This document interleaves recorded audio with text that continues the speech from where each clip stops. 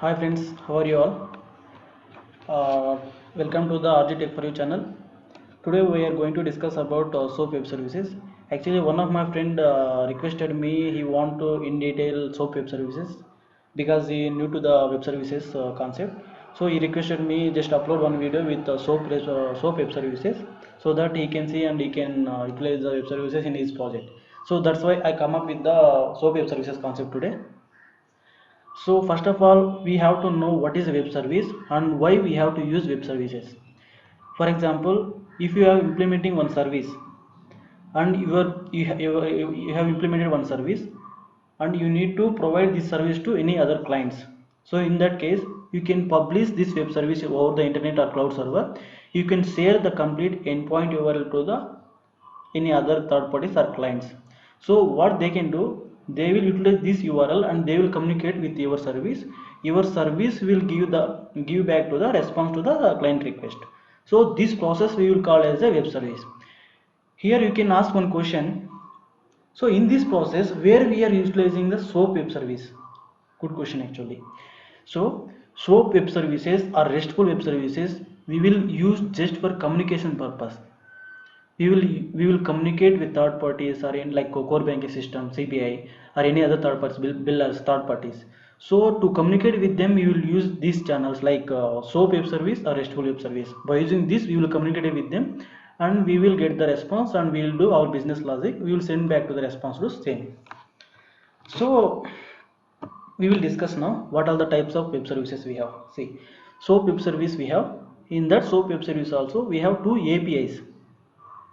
One is JAX WS, one is JAX RPC.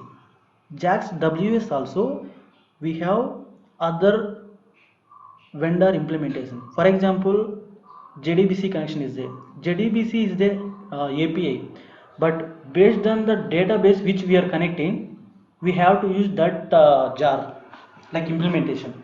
The same way, for example, if you see, if you need to communicate with MySQL, you need to use connect 14 jar, that one MySQL connector 14 jar. So that is the implementation, but JDBC is the API. So like same way here also, JAX WS and JAX RP is the APIs. To implement this API, we have this many third-party implementations. For example, JAX WS RA. This is the this implementation is given by Sun Microsystem, but this is not given by fully implemented. And one more they have given, that is Metro. So this also provided by Sun Microsystem but fully implementation. And one more is Access 2. This is provided by Apache Foundations. And one more is Apache CFX. This also provided by Apache Foundations. And WebLogic and WebSphere, JBoss. These all implementations provided by in all third parties only. So JBoss is provided by Red Hat and WebSphere is provided by IBM.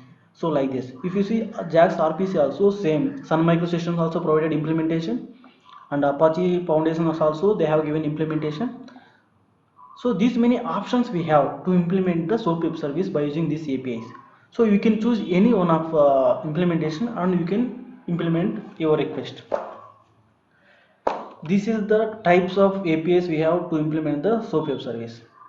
So if you see like a structure how it will be after implementing SOAP web service, see, this is the client and this is the server. For example, let us assume we have implemented one service and we export into the cloud server. So this our service, web service. For example, service name is customer authentication. So whenever we will receive the request, client means here app, mobile app or web application. Let us assume mobile app or web application. When we get the request from mobile app or web application to server, we will do basic validations, and if everything request format and everything is looks fine, we will communicate from server to web service by using SOAP or REST. By using SOAP or REST, we will communicate with web service. The same way, web service will provide the response based on the request.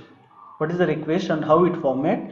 This request is valid or invalid, it is authenticated successfully or not. These details web service will provide dynamically based on that response, and server level will do again our logic. Whatever details we need to send back to the client, we will do frame and we will send to the client.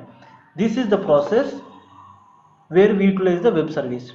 From server to web service to communication purpose, we have to use the SOAP web service. So this just basics I have given today. So tomorrow we will discuss how we can implement SOAP web service by using JAX WS and JAX RPC. What is the best way, and practically we'll see how we can implement, and in code level how we can see that. Thank you guys. Thank you for watching this video.